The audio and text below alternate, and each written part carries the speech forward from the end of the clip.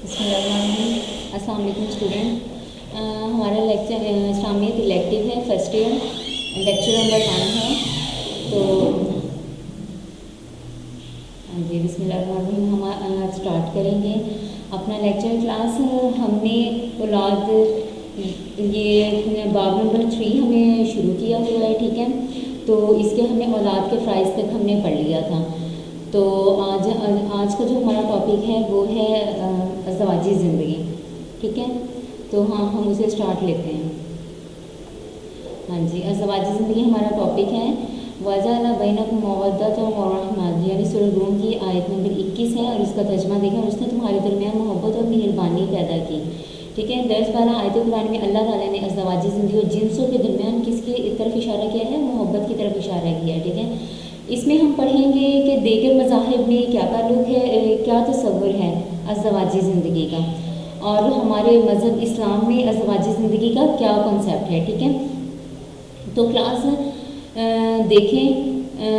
अब हम दूसरे मज़ाहिब में ये किस तरह अज़वाजी ज़िंदगी को मिलता है, क्या इनका तसव्वुर है। हर जगह ये है कि मतलब कुर्ब इलाही का बेहतरीन ज़रिया क्या है, अज़वाजी से किनारा कशी करें, ठीक है, इससे दूर रहें, अपने कमारेपन में ही ज़िंदगी बसर करें। इस आयत में भी इसी तरह है, इसी चीज़ उनके अपने पैरोकारों को इसी चीज़ बात की बार बार तलकीन करते हैं और रहमानियत का दर्स दिया इन्होंने, ठीक है। यानी यहूदियत अपने मुतबईन यानी मानने वाले को ये ज़हन नशीन कराया है कि औरत बदी का मुजस्मा है, ठीक है।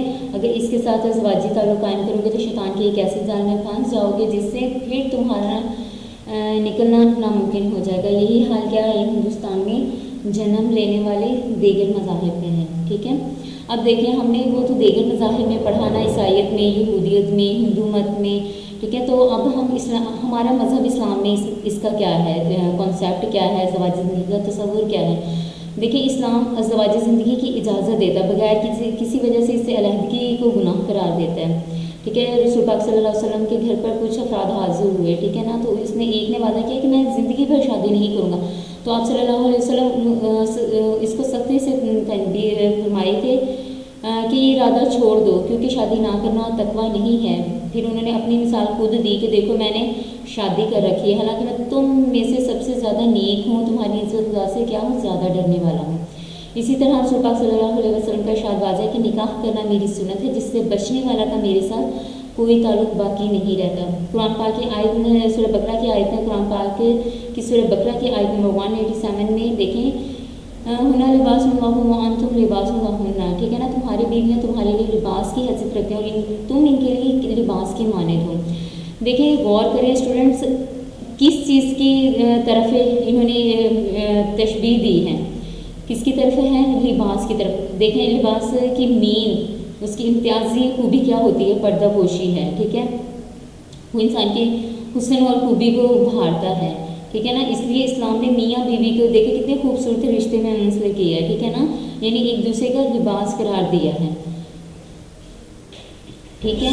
फिर इसी तरह उन्होंने शादी को मुश्किल नहीं बल्कि आसान रस्म बनाया है, लेकिन हमारी सोसाइटी ने क्या किया है, इसे फजूल किस्म की रस्में शामिल कर करके शादी को ऐसे बना दी जैसे बहुत ज़्यादा ही मुश्किल काम हो। लेकिन हमारे इस्लाम में ऐसा कुछ नहीं है, सादगी इख्तियार करें हर मामले में, ठीक है ना।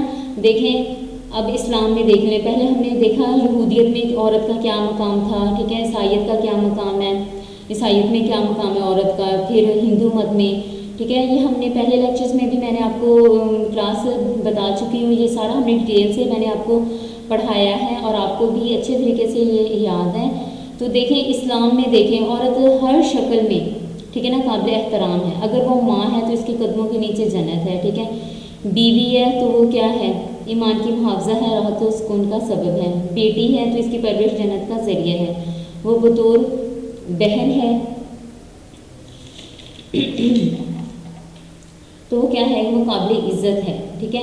इसी तरह मर्द की इंतज़ामी फौक़ियत में आप देख लें, इसके क्या है, घर की ज़िम्मेदारी, चीज़ों वगैरह की हर चीज़ की मर्द की ज़िम्मेदारी है, ठीक है। और औरत क्या है, इसकी मशीर और वज़ीर है, ठीक है। सूरह बकरा की आयत नंबर में देखें 228 में इरशाद इलाही है ان کا آپ ترجمہ دیکھیں کلاس. اور مردوں کو ان پر 1 درجہ ہے یعنی برتری، یعنی مردوں کو عورتوں پر انتظامی امور سے کچھ کیا ہے فوقیت حاصل ہے. ٹھیک ہے. پھر ہم نیکسٹ پیج پہ آ جاتے ہیں. ہاں جی، مساوات کا صحیح مفہوم کیا ہے؟ یعنی اسلام میں برابری ہے. ٹھیک ہے. اسلام نے مرد اور عورت کو برابر حقوق دیے ہیں. ٹھیک ہے. لیکن ان کی ہر لحاظ میں مردوں اور عورتوں کو برابر کھڑا کیا، لیکن یہ ہے ان کی ذمہ داریاں کچھ مختلف ہیں. ٹھیک ہے نا. جس طرح یہ جسمانی لحاظ سے مختلف ہیں. ٹھیک ہے. جس طرح اللہ تعالیٰ نے مرد میں جو خصوصیت ہیں وہ عورتوں میں نہیں. ٹھیک ہے نا. اسی طرح ان کی جسمانی ساخت اور جبتوں کا بھی فرق ہے. اس بات کا ثبوت ہے کہ خالق کائنات ان دونوں کو مختلف مقاصد کے لیے پیدا کیا ہے. ٹھیک ہے. ہر ایک کا اپنا اپنا کیا ہے دائرہ کار ہے، جس کے اندر رہ کر انہوں نے اپنے مخصوص فرائض اپنی صلاحیتوں کے مطابق انجام دیتے ہیں. ٹھیک ہے. دیکھیں، عورت محبت نرمی کا جذبہ زیادہ ہوتا ہے، اس لیے کیا ہے اس پہ بچوں کی پرورش تربیت کی ذمہ داری ڈال دی. ٹھیک ہے. تو اسی طرح زندگی گاڑی کو چلانے کے لیے مرد اور عورت 2 پہیے ہیں جو مل کر کام کرتے ہیں. تو عائلی زندگی اور معاشرتی زندگی کی گاڑی درست طور پر چلتی ہے. ٹھیک ہے. دیکھیے، اسلام سے قبل عورت کی کیا حیثیت تھی، ہم نے یہ پڑھا ہے. ٹھیک ہے نا. قبل اسلام عورت کی حالت بہت زیادہ خراب تھی. ٹھیک ہے. اس کی کوئی عزت نہ تھی. ٹھیک ہے. اس میں بہت زیادہ اس پہ ظلم کیا جاتا تھا، اور معاشی اعتبار سے بھی عورت کے مرد میں کے مقابلے میں بے بس تھی. ٹھیک ہے. وہ قابل فروخت شے کی مانت تھی، اور اس سے وراثت کے حق سے بھی وہ محروم تھی. ٹھیک ہے. پھر میں نے آپ کو یہی بتایا کہ ہندوستان میں کیا ہوتا ہے کہ جب اس کا ہسبینڈ مر جائے، ٹھیک ہے نا، تو اسے بھی ساتھ جلا دیا جاتا ہے، یعنی ستی کر دیا جاتا ہے. ان کی کیا ہے مذہبی فریضہ ہے. ٹھیک ہے. اب عیسائیت میں بھی عورت کو نفرت کی نگاہ سے دیکھا جاتا ہے، اور روحانی ترقی میں اسے رکاوٹ سمجھا جاتا تھا، یہاں تک کہ اس کے اندر روح انسانی کا بھی انکار تھا. پھر عرب میں بھی دیکھ لیں آپ، ان میں کیا رواج تھا، وہ بیٹیوں کو کیا کرتے تھے، زندہ دفن کر دیتے تھے. اب دیکھیں اسلام میں عورت کا کیا مقام ہے. حقوق میں بھی برابری دی ہے. قرآن پاک میں ہے، سورہ بقرہ کی آیت نمبر 228 میں ہے ارشاد الہی. ٹھیک ہے. ہم اسے دیکھتے ہیں. اس کا ترجمہ دیکھیں، عورتوں کو بھی ایسے ہی حقوق ہیں جیسے کہ ان پر مردوں کے حقوق ہیں. پھر ٹھیک ہے. پھر اس کی سورہ بقرہ کی آیت نمبر 187 دیکھیں. اس کا بھی ترجمہ، تمہاری بیویاں تمہارے لیے لباس کی حیثیت رکھتی ہوں، تم ان کے لیے لباس کی مانند ہو. ٹھیک ہے. پھر آگے ہم دیکھیں، یہ بھی ہے. پھر دیکھیں، اس نے ان اصلاحات سے اسلام نے عورت کا مقام اس قدر بلند کر دیا کہ حضرت عمر رضی اللہ تعالیٰ عنہ نے فرمایا، ہم اسلام سے قبل عورتوں کو کسی شمار میں نہیں لاتے تھے. ٹھیک ہے نا. یعنی کچھ نہیں انہیں سمجھتے تھے، لیکن جب اسلام آیا تو اس نے عورتوں کے بارے میں احکام نازل کیے اور ان کے حقوق مقرر کیے. ٹھیک ہے. اب ہمارا ٹاپک ہے زوجین کے حقوق و فرائض. ٹھیک ہے. پھر دیکھیں، دین اسلام نے زوجین پر چند فرائض عائد کیے ہیں، اور ساتھ ہی دونوں کے کچھ حقوق بھی بیان کیے ہیں تاکہ گھریلو زندگی خوش و خرم گزرے، تمام جھگڑوں سے پاک رہے، اولاد کی تربیت خوشگوار ماحول میں. اسلام تاکید کرتا ہے کہ ہر فرد اپنا فرض ادا کرے تو اسے اپنے حقوق خود بخود حاصل ہو جائیں گے، کیونکہ ایک کے فرائض کیا ہیں، دوسرے کے حقوق ہیں. یہ ٹھیک ہے. میں نے آپ کو کلاس پہلے بھی یہ بتایا ہے کہ جب ایک کے فرائض ہوں گے نا تو وہ دوسرے کے حقوق ہوں گے. جیسے ہم شوہر کے فرائض پڑھیں گے تو وہ کیا ہے، وہ بیوی کے حقوق ہیں. ٹھیک ہے. ہاں جی. شوہر کے فرائض پڑھیں گے ہم. یہ دیکھیں، حسن سلوک. ٹھیک ہے نا. اسلام نے خاوند کو تاکید کی ہے کہ جہاں تک ممکن ہو سکے حسن سلوک سے پیش آئے تاکہ گھر جنت کا نمونہ بن جائے. قرآن مجید کی سورہ نساء کی آیت نمبر 19 میں ارشاد خداوندی ہے. اس کا بھی ترجمہ دیکھیں. اور ان عورتوں کے ساتھ دستور کے مطابق گزران کرو، یعنی تمہاری بیویوں کے ساتھ حسن سلوک سے زندگی بسر کرنی چاہیے. یعنی تمہیں اپنی بیویوں کے ساتھ حسن سلوک سے زندگی بسر کرنی چاہیے. پھر نیکسٹ ہے ہمارا مہر کی ادائیگی. مہر کی ادائیگی کیا ہے، جو نکاح کے وقت مقرر رقم کی جائے. ٹھیک ہے نا. تو وہ عورت کو فوراً ادا کر دے. ٹھیک ہے. کیونکہ یہ رقم حقوق زوجیت کو عوض مرد کا ذمہ ہے، جو شریعت نے عورت کی تکریم و عزت کے لیے تجویز فرمائی ہے. اب دیکھیں، حضور پاک صلی اللہ علیہ وسلم نے تاکید فرمائی سے قرآن پاک میں بھی اس کا ارشاد ہوا ہے. یہ دیکھیں، تو ان کو ان کے مقرر کیے ہوئے مہر دیں. حضور پاک صلی اللہ علیہ وسلم نے تاکید فرمائی، جس نے زر مہر کی عوض کسی اور سے نکاح کیا اور نیت یہ رکھی کہ وہ ادا نہ کرے گا تو وہ زانی ہے. ٹھیک ہے. پھر نان نفقہ دیکھ لیں. بیوی کی جائز ضرورت کو پورا کرنا خاوند کا فرض ہے. اس میں لباس، کھانے پینے کی اشیاء، رہائش کی ضرورت سارا کچھ شامل ہے. ٹھیک ہے. یہ اسلام نے حد نہیں لگائی کہ وہ اپنی بہت زیادہ ہائی فائی ہوئی ہو اس کی خواہشات کو پورا کریں. ٹھیک ہے. نہیں، اس طرح نہیں ہے. خاوند اپنی حیثیت کے مطابق کرے. ٹھیک ہے نا. اس سے ہم دیکھتے ہیں قرآن پاک میں اس کے بارے میں کیا ہے. قرآن مجید کی سورہ بقرہ کی آیت نمبر 236 میں ارشاد ہے. اس کا ترجمہ دیکھیں ہم. خوشحال پر اس کی حیثیت کے مطابق، تنگ دست پر اس کی حیثیت کے مطابق. ٹھیک ہے. اب ہے عدل و مساوات. اس میں کیا ہے؟ برابری ہے. ٹھیک ہے نا. یعنی ایک سے زائد بیویوں کی شکل میں ان میں عدل و مساوات ضروری ہے. ٹھیک ہے نا. کہ یعنی چاہے آپ ایک رکھ لیں، دو رکھ لیں، لیکن ان میں کیا ہے آپ برابری کریں. ٹھیک ہے. اگر یہ بھی ہے کہ اگر تم ان میں برابری نہ رکھ سکو تو پھر ایک پہ ہی صبر کر لیں. ٹھیک ہے نا. دیکھیں قرآن پاک میں ہے، اس قرآن پاک کی آیت میں سورہ نساء کی، قرآن پاک میں سورہ نساء کی آیت نمبر 3 میں ارشاد ہے. اس کا ترجمہ دیکھیں. اگر تم کو اندیشہ ہو کہ عدل نہیں کر سکو گے تو ایک پر ہی اکتفا کرو. ٹھیک ہے. ظلم سے اجتناب. اسلام نے خاوند کو یہ بھی کہا کہ اپنی بیوی پر ظلم نہ کرے. ٹھیک ہے نا. ظلم کی ہر شکل سے روکا ہے. ٹھیک ہے. ہاں جی. پھر دیکھیں آپ قرآن پاک میں سورہ نساء کی آیت نمبر 129 میں ارشاد ہے. اس کا ترجمہ دیکھیں. پس نہ جھک پڑو ایک ہی طرف کی، ایک کو آدھا یعنی ایک کو آدھے میں لٹکتی ہوئی ڈال رکھو. ٹھیک ہے نا. یعنی برابری کریں. یہ نہیں کہ دو اگر سپوز آپ نے شادیاں کر رہی ہیں، ٹھیک ہے نا، تو ایک کو آپ بالکل اگنور کر رہے ہیں. ٹھیک ہے. اسے بالکل نہیں دیکھ رہے کہ وہ کیا ہے، اسے کچھ چیز کی ضرورت ہے یا نہیں، اور ایک کی طرف آپ کا سارا رجوع ہے. ٹھیک ہے. اس طرح نہیں. اب دیکھیں اخلاقی تربیت. شوہر کا یہ بھی فرض ہے کہ وہ اپنے اہل خانہ یعنی جس میں بیوی بھی شامل ہے، ہاں جی، اخلاقی اور دینی تربیت کا اہتمام کرے. دیکھیں سورہ تحریم کی آیت نمبر 6 میں ارشاد بانی ہے. اس کا ترجمہ دیکھیں. اے ایمان والو تم اپنے آپ کو اور اپنے گھر والوں کو اس آگ سے بچاؤ. ٹھیک ہے. ہمارے ہاں جی دیکھیں جب کوئی مرد، نبی اکرم صلی اللہ علیہ وسلم کا ارشاد ہے، جب کوئی مرد رات کو اپنی بیوی کو جگاتا ہے، وہ دونوں مل کر 2 رکعت نماز پڑھتے ہیں تو شوہر کا نام ذکر کرنے والوں میں اور بیوی کا نام ذکر کرنے والوں میں لکھا جاتا ہے. تحمل درگزر. ٹھیک ہے. یعنی آپ ان سے اچھا سلوک کریں اور تحمل درگزر اور باہمی حقوق پر منحصر ہے. ٹھیک ہے نا. ازدواجی زندگی چھوٹی چھوٹی باتوں پہ جھگڑا نہ کریں. ٹھیک ہے نا. یہی چھوٹی چھوٹی باتیں بڑی ہو کے طلاق تک نوبت پہنچ جاتی ہے. پھر گھریلو زندگی جہنم کی مانند بن جاتی ہے. ٹھیک ہے نا. اس لیے اور حضور پاک صلی اللہ علیہ وسلم نے فرمایا ہے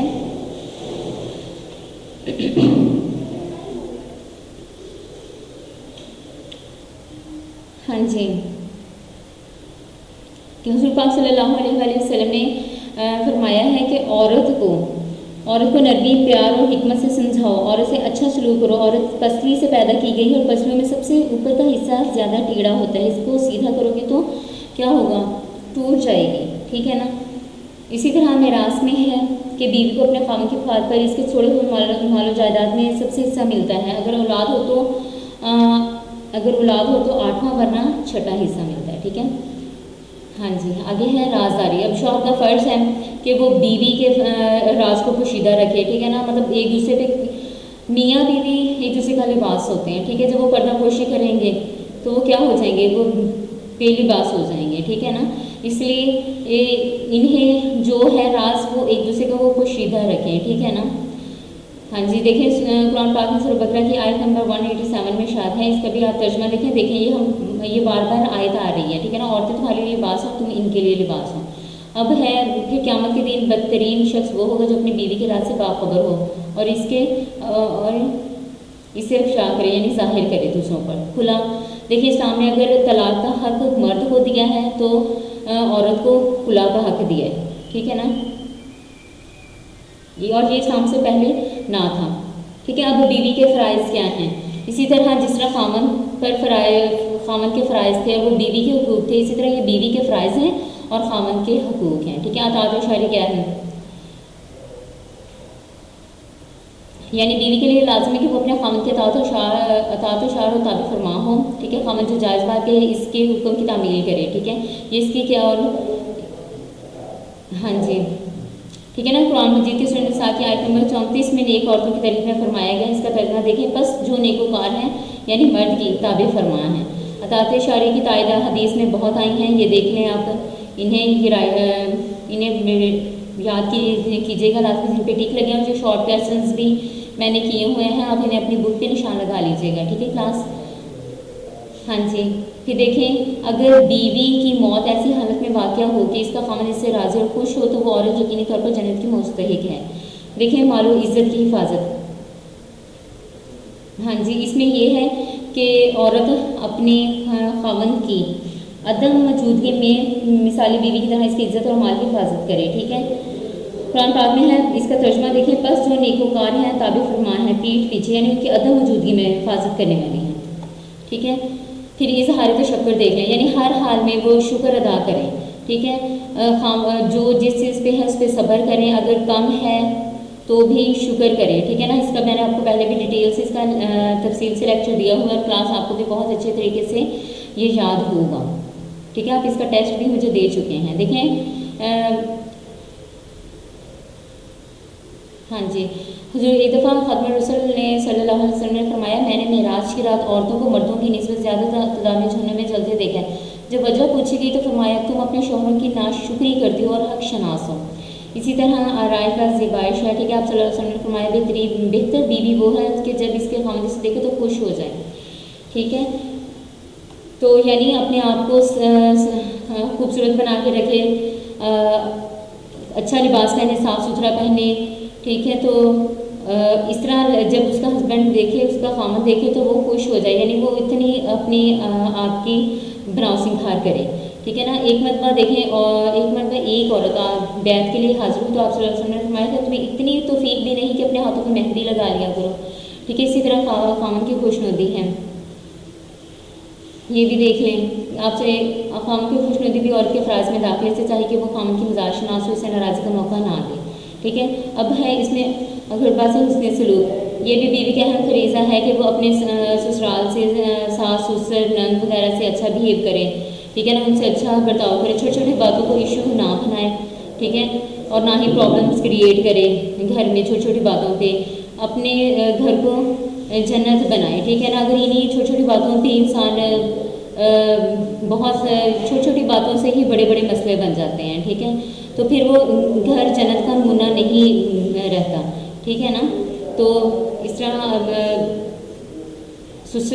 सास ससुर नंद वगैरह से सबसे जो उनके आपके खामन के जो रिश्तेदार हैं सबसे अच्छा सलूक करें, ठीक है ना।